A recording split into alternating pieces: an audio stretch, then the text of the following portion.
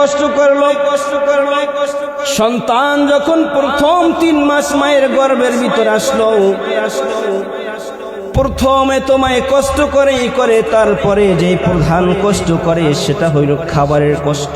আমরা দেখি কি দেখি, মা খেতে পারে না, মা ভালোভাবে চলতে পারে না, মা যদি ভালো মন্দ কোনো খাবার খায়, যদি ভালো মন্দ কোনো ঘ্রাণ তার নাকের ভিতরে যায়, অমনি মায়ের পেটের ভিতরে জ্বালা যন্ত্রণা শুরু হয়ে যায় কি যায় না, মায়ে বমি শুরু করে দেয়, মায়ে খেতে পারে না।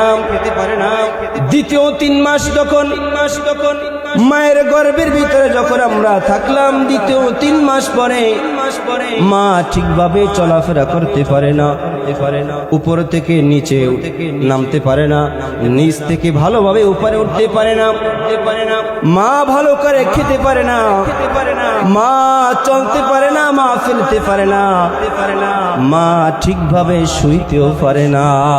ঠিক কিনা? আমার মা কিন্তু ঠিকভাবে শুইতে পারে না।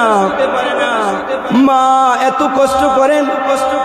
দ্বিতীয় 3 মাস যখন অতিবাহিত করে, যখন তৃতীয় 3 মাসের যখন মা আমার এবং আপনাকে নিয়ে চলাফেরা শুরু করে, মা ঠিকভাবে বসতে পারে না, মা ঠিকভাবে খেতে পারে না, মা ঠিক